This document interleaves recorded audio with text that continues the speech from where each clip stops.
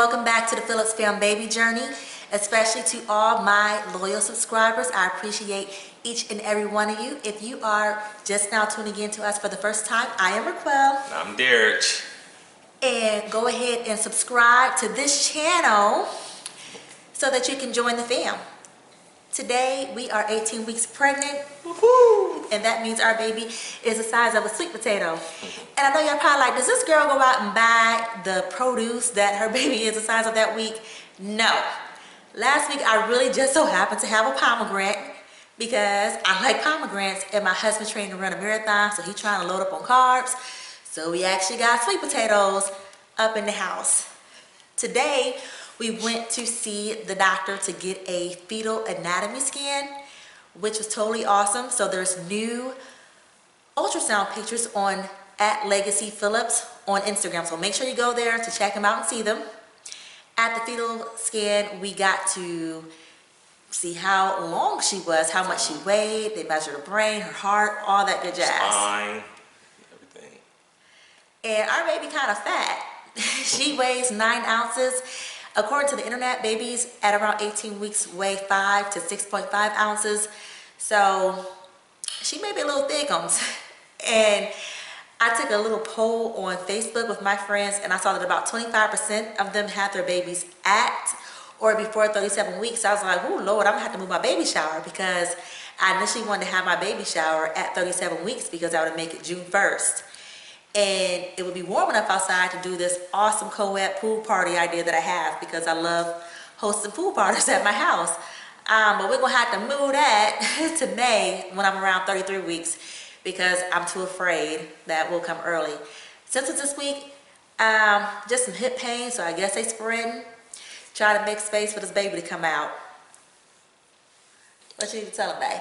So the good news is next week we'll be doing our first question and answer episode where you can send in questions, so leave them in the comments. Questions regarding IVF, marriage, whatever you want to ask us. If you leave in the comments, we'll certainly be happy to answer them. So we're excited about that first ever question and answer episode. But this week we're going to be talking about our 2 biggest parenting fears. So what keeps us up at night? What gives us nightmares that we're worried about becoming parents?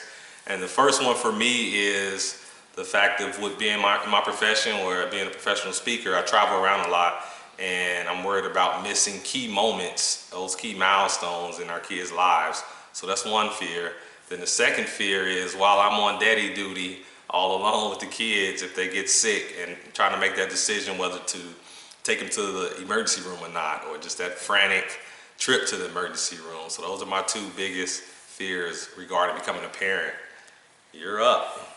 All right, so last week I had a very vivid dream, like pregnant people typically do, and I got to see my little bundle of joy.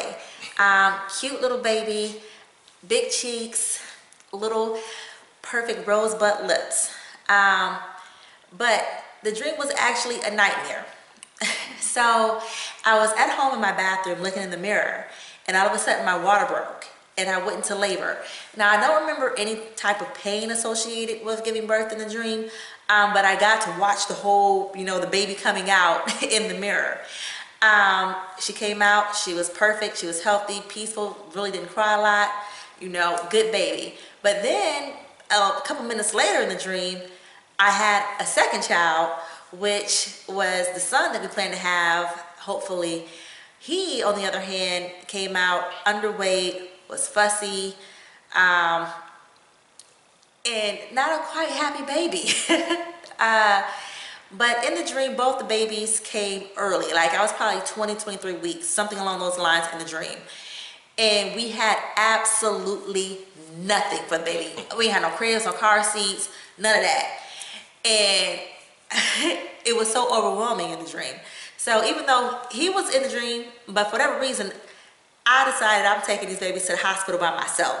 So I put these babies in the car, one in the back seat, one in the front seat, no car seats, no seat belts, and I'm driving, and I stop at a stop sign too hard, and the babies fall on the floor. And I try to, pick them up, get them bundled back up under little blankets and put them back on the seats, after all that, and proceed to the hospital. I park in some parking garage. Now in this dream, for whatever reason, I live in New York City. So, or some big metropolis. I park in some parking garage and go inside the hospital. But once I get inside the hospital, I realize, oh my God, I done left the babies in the car. But there's so many parking garages and the city's so big, I am literally running around the whole city trying to find this parking garage so I can find my babies, because time is running out. They're in a hot car and I don't even know where the car at to get them out, and they possibly gonna die. So I woke up, heart about to burst out my chest, because I'm thinking that, you know, I caused harm to my children. So that is my first fear, that I will do something, you know, by mistake or accident that harms my child, like leaving them in a car. Because we've all seen those horrible stories where people go into work or whatever and they thought they dropped their kid off and they forgot. Or, you know, they have a peanut allergy that I don't know about and I give them peanuts and they throat swell up and die. Or, you know, I give them grapes that I done cut in half and they choke and die. So harming my kids is not my number one parenting fear. My second one is going to be trusting the wrong person with my child. Because once again, we see all those horror stories where people left their kids with boyfriends, even though I ain't got to worry about that. But, you know, they get molested or they get murdered or whatever. Just, you know, child care in itself, you know, there's a bunch of stuff happening in daycares. Even nannies, you know, getting caught up on nanny cams doing crazy stuff to babies. So it's like, I just hope that my intuition is strong enough to read people's vibes so I can be like, whoa, back that up and stay away from me, my baby, my family, so don't nothing bad happen to us. But those are the two things for me that, you know, literally is giving me heartburn, keeping me up at night. I'm hoping that neither one of those things happens, nor my husband's fears happen. I know with him traveling, you know, it's going to probably be some times where he may miss some stuff, but thank God for technology. I can call him, do a video call and show him what's going on. But we want to thank you guys for tuning in as always. Make sure you drop those questions below for our Q&A next week. Go follow at Legacy Phillips and check out her new ultrasound. Yeah, is it ultrasound? Yeah, ultrasound pic.